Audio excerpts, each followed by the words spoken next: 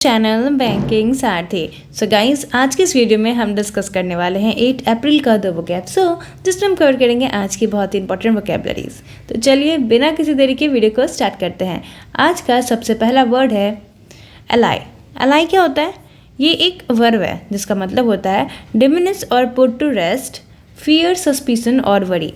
यानी कोई भी फियर है, कोई भी सस्पिशन है, कोई भी वरी है, कोई चिंता है तो उसे या तो कम कर देना या उसे पुट टू रेस्ट यानी उसे छोड़ देना, ठीक है, ख़त्म कर देना। सिनोनिम्स क्या हो जाएगा? अस्वेज या एलिवेट। एंटोनिम्स क्या हो जाएगा? इंक्रीज या इंटेंसिफाई। याद करने की ट्रिक देखिए, आलस करने से सक्सेस अलाई हो जाती है। यानी अगर आप आलस करोगे तो आपकी जो सक्सेस है वो कम हो जाएगी या ख़त्म हो जाएगी। तो इस ट्रिक से आपको ये वर्ड याद रहेगी। एग्जाम्पल देखिए, the report attempted to educate the public and allay fears.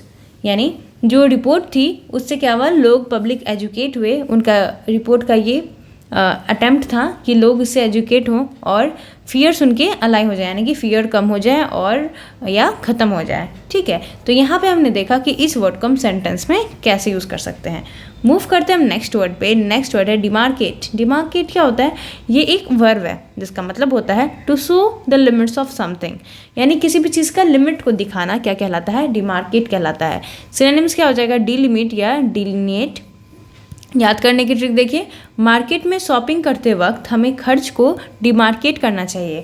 यानी जब हम मार्केट में शॉपिंग करने जाते हैं तो हमें अपने खर्च की लिमिट को सेट करना चाहिए। ये नहीं कि जितना मन उतना हम खर्च कर दें, ठीक है। तो इस ट्रिक से आप ये वर्ड को याद रख सकते हो। एग्जाम्पल देखिए, parking spaces are demarcated by white lines. जो पार्किंग की जगह है उसको वाइट लाइन्स बनाकर उसे डिमार्केट किया गया कि वो ये लिमिट है, इस लिमिट के बाहर आप अपनी गाड़ी को पार्क नहीं कर सकते। तो यहाँ पे हमने देखा कि इस वर्ड को हम सेंटेंस में किस तरह से यूज़ कर सकते हैं। मूव करते हैं हम नेक्स्ट वर्ड पे। नेक्स्ट वर्ड है एंटागोनिज्म। एंटागोनिज्म क्या होता है? ये एक नाउन है जिसका मतलब होता है एक्टिव हॉस्टिलिटी और अपोजिशन।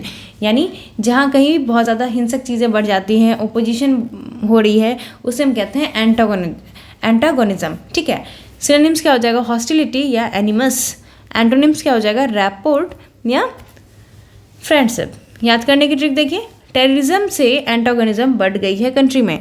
यानी टेररिज्म के कारण, आतंकवादी गतिविधियों के कारण एंटागोनिज्म बढ़ गई है, यानी कि हॉस्टिलिटी, हिंसक जो चीज़ें हैं वो बढ़ गई हैं, अपोजिशन बढ़ गई है कंट्री में।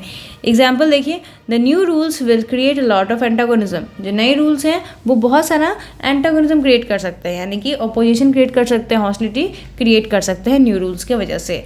तो यहाँ पे हमने देखा कि इस वर्ड को हम सेंटेंस में कैसे याद रख सकते हैं, कैसे यूज़ कर सकते हैं और ट्रिक से कैसे वर्ड को याद रख सकते हैं। मूव करते हैं हम नेक्स्ट वर्ड पे। नेक्स्ट वर्ड है कैलस। कैलस क्या होता है?